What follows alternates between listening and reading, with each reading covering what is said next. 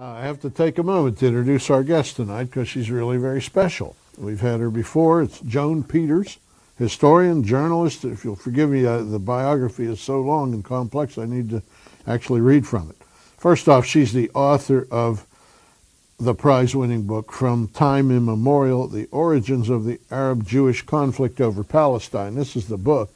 It's in most bookstores, or they can order it, but it's it's a wonderful book. Don't start reading this when you go to bed. It's a page-turner. It's in current demand, used as a textbook in the United States and Israel. Ms. Peters served as a White House advisor on American foreign policy in the Middle East during the Carter administration, which was quite a time for that. She's lectured at the U.S. State Department, foreign policy institutions in the U.S. and abroad. She's conducted fact-finding missions to Israel, Syria, Egypt, and other areas, produced a series of CBS News documentaries about the wars in the Middle East, has acted as a foreign affairs correspondent on public television. She has contributed to Harper's, Commentary, The New Republic, The New Leader, and other periodicals.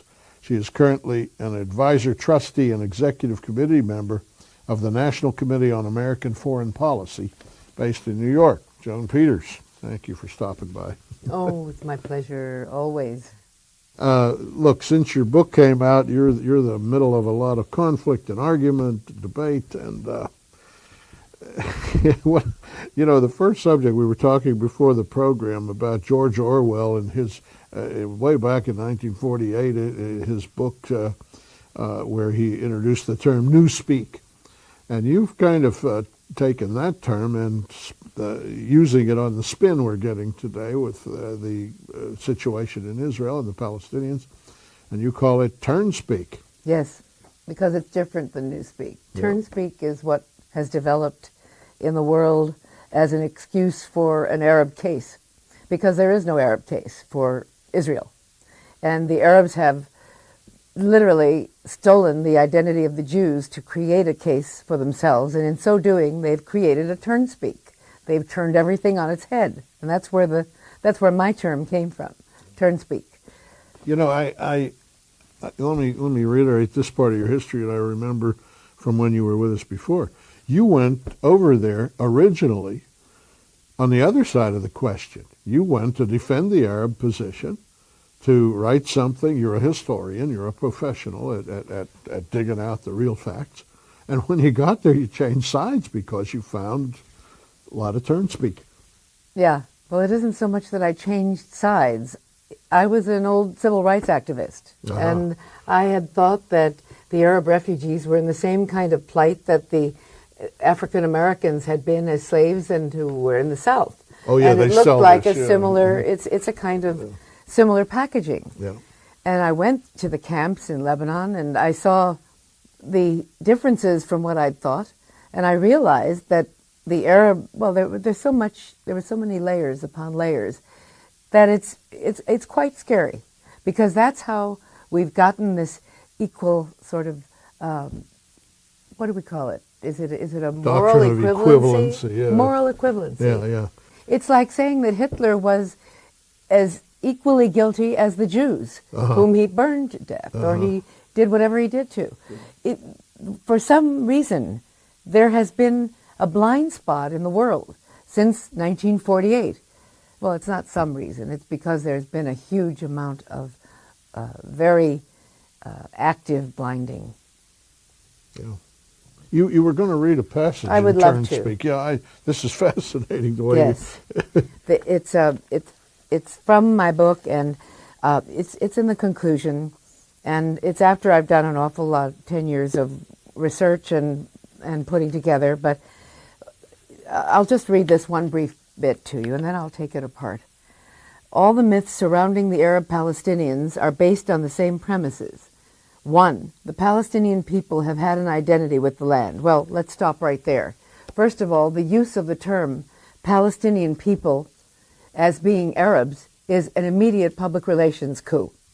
Because by calling them Palestinians, they immediately are identified with Palestine, and if they are identified with Palestine, then Israel is not. And if you say in 1948 Palestine became Israel, it appears that the Jews took over Palestine from the Arabs. But there were no Arab Palestinians. There never was an Arab Palestine. The only Arab Palestine that existed and exists is Jordan. Yeah. And the kingdom of Jordan became Palestine, but the king of Jordan, King Abdullah, was assassinated for saying that Jordan was Palestine, even though it's 75% of the entire Palestinian mandate. That's the first, very first part of this very short paragraph. The second, that identity, meaning the Palestinian Arab identity, has been present for, quote, thousands of years, unquote. Yeah. It has never been present. There has never been a Palestinian identity. In fact, the Arabs would not be called Palestinians. No, they didn't want that term back when it was in 1948. They said, well, you're Palestinian. They said, no, the Jews are Palestinians. Yes, they said we are Syrians, we are Southern Syrians, we are anything but Palestinians. Yeah. We will call ourselves Ottomans, Turks, but don't call us Palestinians. The Palestinian brigade that the British was able to muster in the mandatory period and in the war was the Jewish brigade. Yeah, they were Jewish soldiers. Yes. Well, so much for the second one. 3. The alien Jews, quote, returned after 2,000 years, unquote, in 1948 to displace the Palestinian Arabs in the new Jewish state. Okay, well, that's a lot. The alien Jews, first of all, the Jews were not alien. Even the most hostile British reports that were available, like the Peel Commission report, which did actually trace Jewish history back in the Holy Land, all of them said that there's always been a Jewish presence in the Holy Land. Yes. And that the Jews never left. How could the Jews be alien to Israel? There's the only country in the world that really is identified with the people, Israel and the Jews. Exactly. More so than we white European immigrants are with North America, say.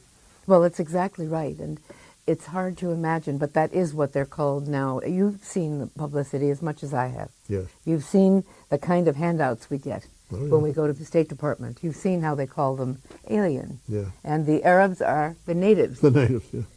And we'll go on with that one. It's the alien Jews returned after 2,000 years in 1948 to displace the Palestinian Arabs.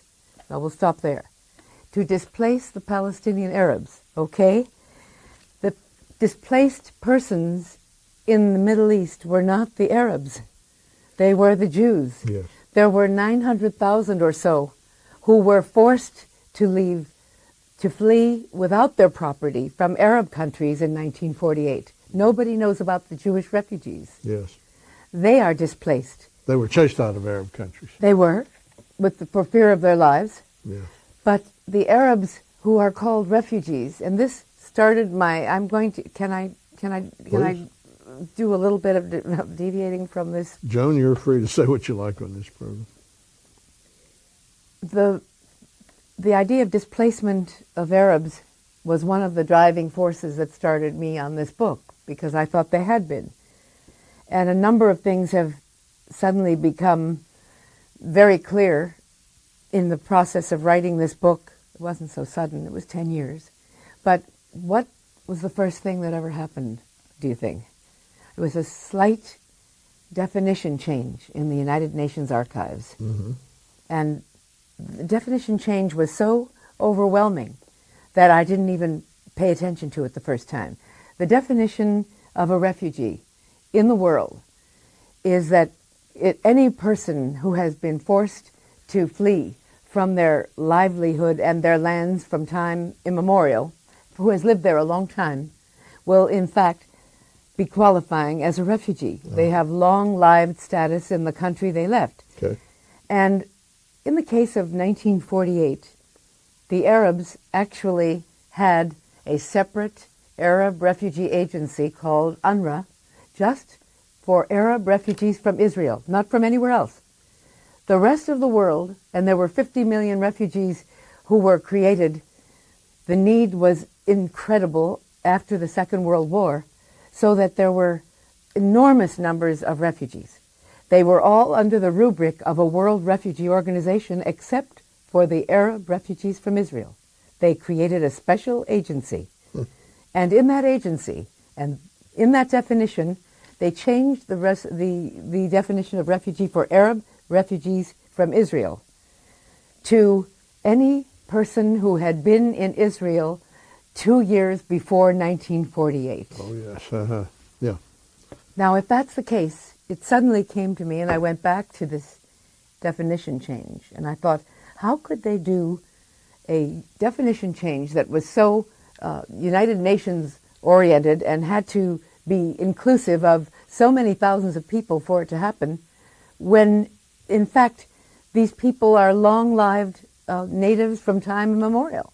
Uh-huh. And it turned out, going into the UN archives, that these Arab refugees, who were not called Palestinians at that time, the Arab refugees had indeed fled from other Arab countries to follow on the Jews' tail, to get the benefits, to get all of the varying qualities that were in the Jewish settlements that were not in Arab countries. So, to wrap it up, the Arabs were not long-lived in Israel. And they weren't displaced. And they weren't displaced. The United Nations accommodated them by saying if you just had 2 years in the land, well, then you're a refugee from it, and accommodated Arabs that had almost just arrived with the Jews.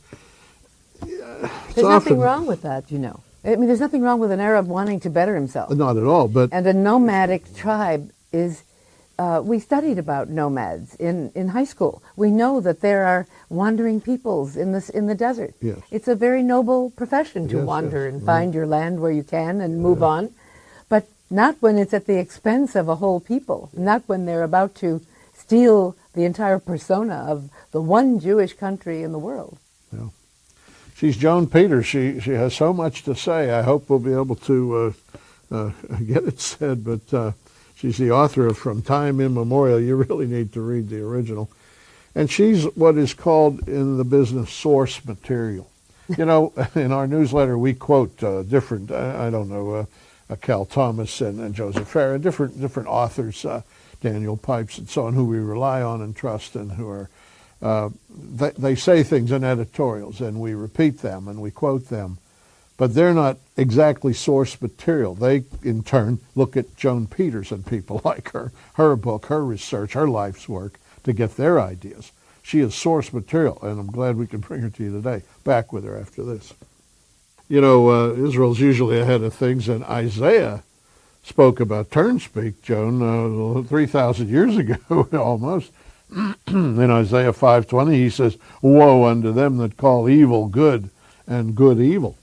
Isn't that turn-speak? Wow. These These peace plans that we're seeing, people are persuaded by the roadmap. Evidently, our tours are getting larger, but what do you think about these oncoming peace plans? Well, they're fine, except that there's only one party to them, and you can't have a peace plan for one party. Yeah, that's right. The Israelis have done what they're supposed to under the roadmap, as far as I can see. The roadmap is absolutely dead. It was dead before it started, Okay. because the fallacious premise of all the peace plans that have been proposed is that the Arabs are ready to make peace of some sort with Israel or accept it in some future date.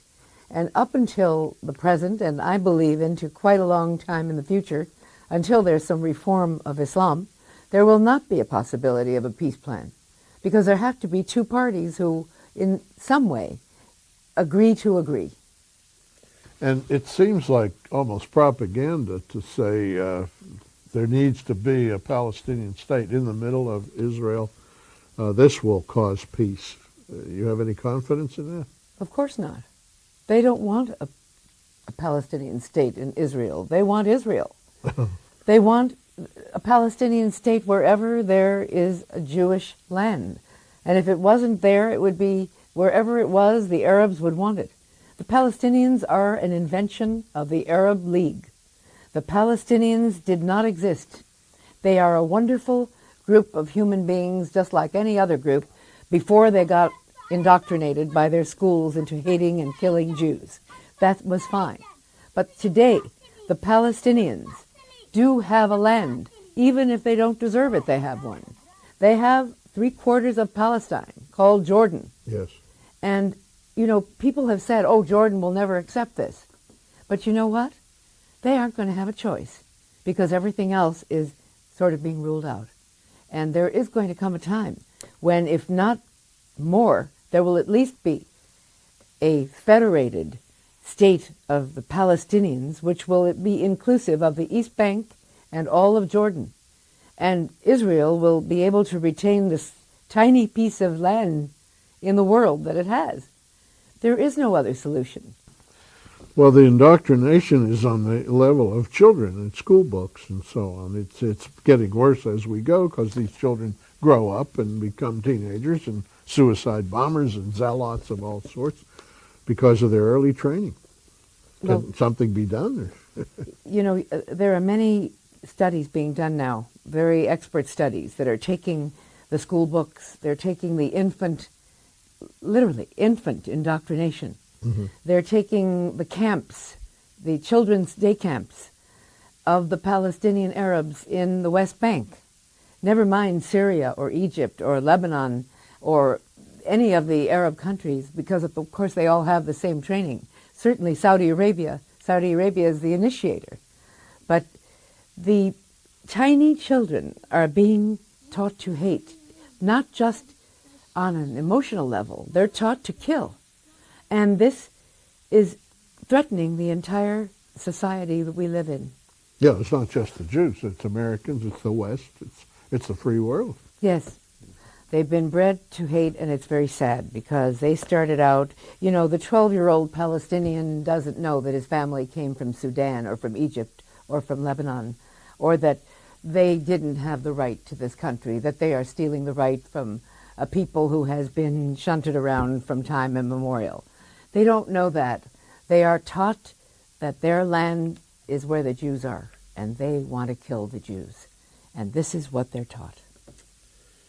Now, this right of return, they're not only taught that, but they are taught that their families were chased out of Israel by the Jews, and now there are millions of them in the next generation and the next generation, and they have a right to return now to Israel. What's your take on that? Well, that's got a lot. You have to hear some background Yeah, on that. yeah. That has to do with getting back to the myths and this one basic paragraph. Because the right of return basically is the terminology of the Jews for their land after the Holocaust and after having been in pogroms and having lost the Jewish state when the Romans destroyed it. Mm-hmm. That has the right to return in context. The right to return, as the Arabs are using it now, is a complete robbery of the language and the ideas of the Jews. The right to return does not apply to Arabs because they have no right to the land the Jews are in. They never did own the land. They never did have a tradition on the land. They had no peoplehood. This is totally fabricated. And it must be understood that because it's a Jewish state, the Jewish state cannot be robbed of its heritage. That they say two rights and two with one state. It's not true. It has been fabricated. The Arabs' right is only to go to Jordan if they want to, or go and live in any one of the many millions of miles of territory that the Arab lands encompass in the Middle East.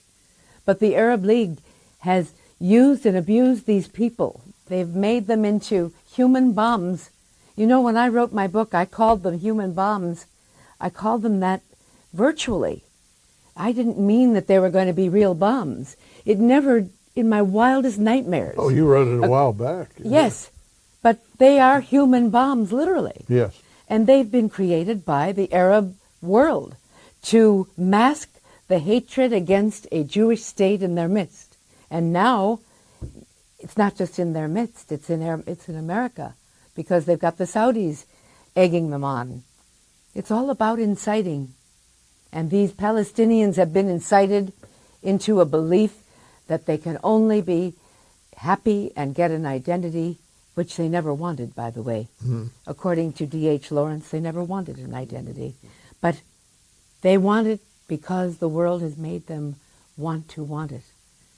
And that's the sadness. You mean T.E. Lawrence, I think. Lawrence of Arabia, is that who you're Yes, referring did I to? say D.H. Oh, yeah, God. That's okay. No, I know what you're referring T.E. to. Lawrence He found them hard Arabia. to make into a people also. Well, he found it impossible, but Yeah. he said one very important thing. He said, it's a good thing that there are no natural resources in the Arab world, lest I would find it very troubling to try and build them into a force. Huh. And then came the oil. Then came the oil, and they had all the natural. Well, the Europeans seem to support it, and the British. Even over to Malaysia, you get all this anti-Semitism and implication that the Palestinians deserve the land, etc. What do you make of this? These are civilized people, supposedly. The rife hatred of Jews, Semites, Jews, in the world has been revved up. I'm not sure what's the biggest force behind it, but I can tell you that I was doing research for 10 years. I saw a lot of anti-Semitism in the books of pages of history. Mm-hmm. I never saw anything the likes of what's happening today, not even in Hitler's day. It's spread out so far now. I wonder if the pendulum will swing so far and then come back the other way, because I can't believe, I don't want to sound like Anne Frank or Pollyanna, but I can't believe that people in the media, that people like me, people like you, who are still indoctrinated by the phony handouts that the State Department gives, or the textbooks that are wrong, I can't believe that somewhere along the way they're not going to say, whoa, there's something wrong here. They have to believe that something's wrong along the way. Something's wrong here, Joan, and that is we're out of time. It's so fascinating to talk to you. The time goes by like Yeah. like nothing, and it's time that we wrap up. But thanks for coming, and I want you to stay for a second program, and we'll show that one next week and Okay. go on with this discussion. She's Joan Peters. What can I say? She's source material. She understands the entire situation. I may sound biased, and so on. Maybe I am biased, but she is a researcher who has gone there, done the work, found the facts, and is here to relate them to you. You know, the scripture pertains in some ways to what's going on today. In Psalm 83, there is a single verse that says in Psalm 83:4, "They have said, 'Come and let us cut them off from being a nation, that the name of Israel may be no more in remembrance.'" That's your area, isn't it, Joan? Wow. That's absolutely on target. Yeah. It's incredible. Yeah. That's a little scary. It's scary, In yeah. fact. Yeah. It says, "For lo, thine enemies make a tumult, and they that hate thee have lifted up thy head. They have taken crafty counsel against thy people, and consulted against thy hidden ones." That's just what's going on. It's exactly. Yeah. How can that be? Yeah. The psalmist lived 3,000 years ago, but he saw the truth. Look, we're at a time when Israel is in trouble all around the world, and it's part of your daily work, isn't it? Yeah. Zionism has been called racism. What do you make of that, by the way? Zionism is racism. It's about the Jewish state. Yeah. There's one set of rules for the Jewish state and another set of rules for all other states. There can't be a national liberation movement if it's Jewish. There can be a Palestinian Arab liberation movement, even if it's not real, even if it was invented. But there can't be, the campuses don't allow a thing taught like, in the main, there are no such courses. The national liberation of the Jewish people, the national liberation of Israel, Yeah, why isn't there the modern state of Israel. Why isn't there a course of that? I was going to ask you about this illegal immigration. Is that what's meant by the Arabs coming across borders and settling and so forth? Good question. Illegal immigration by the British was meant Jews. As far as the British were concerned, there were no illegal Arab immigrants. There were only Jewish illegal immigrants who were a nuisance to the British because they were trying to come from Hitler's Germany, where they were being slaughtered, and the British wouldn't allow them in the mandatory period because they would be an affront to the British and to the Arabs. Yeah, this was in the 1940s. 30s, 20s, 30s. Even back to then. Every time the Jews came, the British would shut them out. Well, miserable little Jewish refugee ships were being shot at who were approaching Palestine's borders.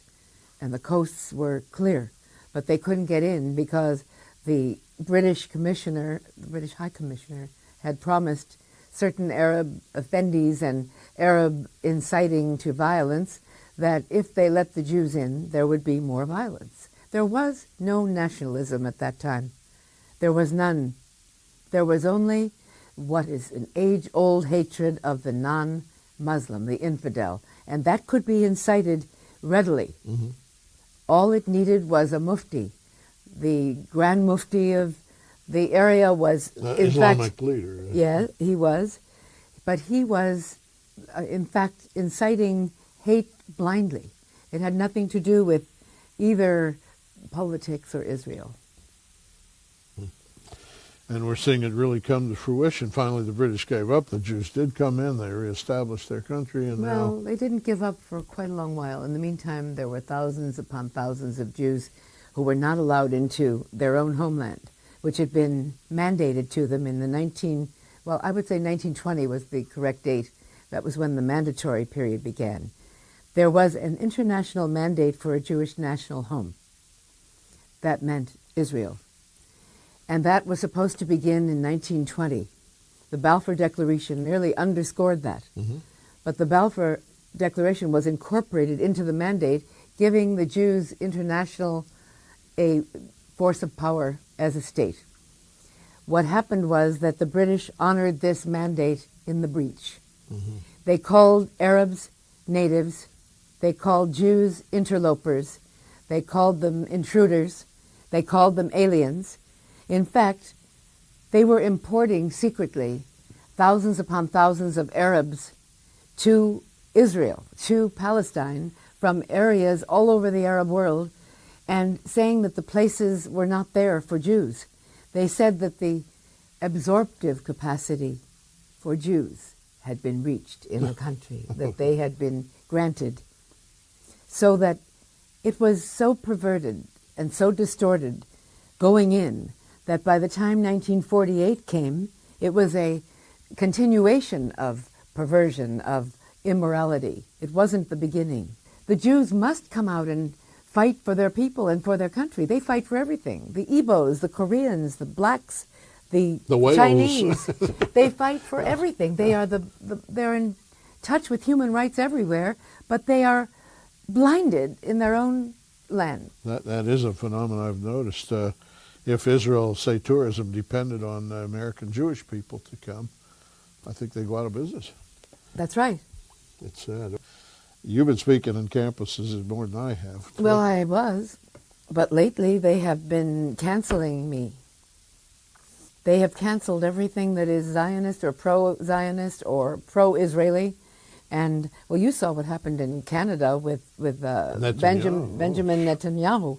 I was in that same city a week earlier, and I got to speak at a school, but it was only a matter of pure luck. If Netanyahu had happened first, it wouldn't have happened. Oh, yeah. But I'm getting calls from everywhere in the world to come and speak.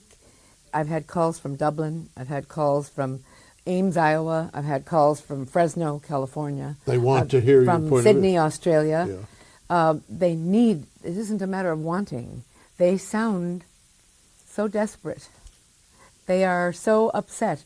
They say there's no balance. There are film after film against Jews, against Israel, but they have no, what they say is, we need to hear the other side. Sure. And I say, what's the other side?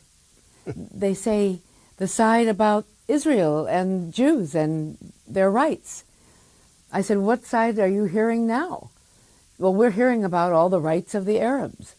And you know, Zola, it is so obscene to me to hear that campuses have been stolen by the lies of the Arab world and the hatred, that our very campuses, the bastions of intellectual freedom and curiosity, are being taken over by something so fascistic as this.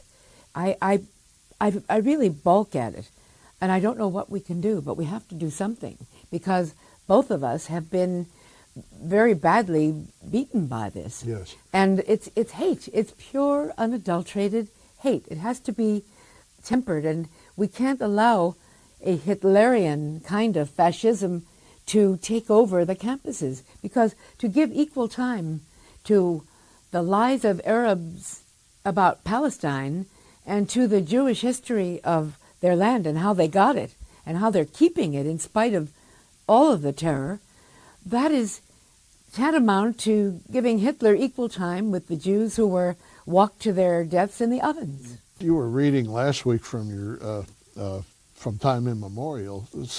Give me another selection out of this turn speak you were calling. Yes, right. How they distort. Yes. Well, what we're hearing, what I really want to do is just read one sentence. It sounds very factual and simple and correct, and then take it apart and show how many elements of it are false and deceitful and lies. Okay.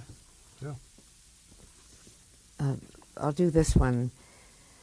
Only Jews immigrated into Palestine, while Arabs were natives there for millennia. It's just the opposite. It is. Yeah. It's just the opposite. The Arabs had, in my book, I trace the Arab communities that came following in upon the Jewish settlers who first came to resettle Israel in the end of the 19th century.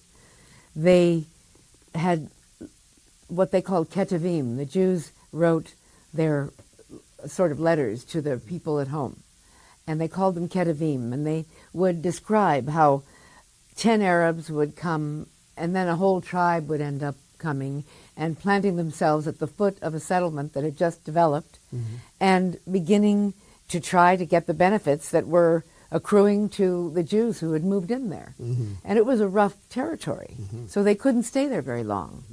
They moved on, and another group came. And the Ottoman ruler of the time were charging them usurious interest rates in order to stay on the land for a season. And they would charge up to 120% interest for a loan that they gave to keep them there in order to pay the tolls. They had to pay head tax to the Turkish. Yeah. The Turkish head tax was collected by the Arab effendis who were absentee. The owners of this land were not in the land where the Jews and the Arabs were. They were in Lebanon. They were in Syria. They were simply cashing in on this flow of people. But there was a constant exchange of people. And the Turks were bringing in people from other countries within the Turkish Empire. For example, Bosnia. There are many Bosnians who are considered now Palestinians. Oh, I heard of this. Yeah, somebody in Israel told me, my gosh, we have Pakistanis here, we have Iranians here, we have everybody in the Middle East just walks over the borders, and then they call themselves Palestinians. I have a list here. But Sure, did you know? it would be. Can't find it. Oh. It's a list of all the nationalities that called themselves native in Jerusalem. Well, how many approximately? Oh, maybe 50. 50 different nationalities. 50, yes, but I mean all over the world. The interesting thing is that there's so many layers of deceit. They start in so many different places. You can't go from one to another without talking about the deceit. You have to cut through. You have to break this incredible mythology that has created the anti-Semitism against Israel. You must. It's very important to do it. Yes. Oh, my gosh. I just wonder, you were talking about this, the pendulum. Yeah. And I was just wondering how many hundreds of thousands more innocent people in Israel are going to have to be slaughtered before the pendulum swings the other way. Is it going to be a Holocaust? Yeah, we were discussing that. Yeah, whether the pendulum has swung too far. I mean, here the Prime Minister of Malaysia criticized Jewish people because they're Jews, rather like Hitler. People everywhere, campuses, newspapers, the New York Times notably. Militants instead of terrorists. Yeah, this kind of talk. Giving them respectability for murdering. Yeah. Maybe the pendulum will go too far up one side, start back the other way, and people start saying, no, wait a minute, that's unreasonable. The Jews haven't done anything really to anybody, and so forth. And that's the question, when, and then Bible prophecy, if this is the time of the end, says it's not going to stop. It's going to lead all the way to Armageddon, where the whole world's going to attack Israel. And then they're going to lose. But I pray that there's a pendulum that swings back. Yeah. It's already too late to have swung back with humaneness, because if people were humane, they couldn't have let this go on as long as it has. I think there's something about... You want me to tell you what I think? Sure. I think that it's a kind of vengeance against the Jews for having been victimized in the Holocaust. I think the Jews have now been put into a position where people can say, you see, you're not such good guys after all. You did something bad to the Arabs. They have manufactured this whole case against the Jews, knowing that people have been looking for some way, something, to give them an excuse for what they let happen To justify the whole in the Second World War. Very interesting. Guilt causes you to say, well, you deserved it. I believe so. I can't think of any other reason that even approaches sanity. You know, if it's insane, then you simply say again, like Hitler did in the Second World War, you know, Jews are vermin, therefore, you know, they look like rats, we have to kill them and get rid of them. Then that's insane, and you can't go anywhere else but to what you spoke of. But if there's any sanity at all, maybe, although it's much too late to think of it as humane, maybe there can be an attempt to backtrack, to look at the evil that has been done. You know, and the Israelis aren't like that. They're immoral, they're decent, their law precludes... They get absolutely no recognition for that. No, They're absolutely simply none. twisted into a devil image. Nothing they do, no humane act that they've compiled in this. I have a huge, I can't tell you how many pages I have, loaded with things that the Israelis have done which are unknown to man, because they're so humane. Yeah, I have to stop you, and I want to save time to tell over? people to read this. It's over. Isn't that a wonderful conversation? From Time Immemorial is her book, The Origins of the Arab-Jewish Conflict over Palestine.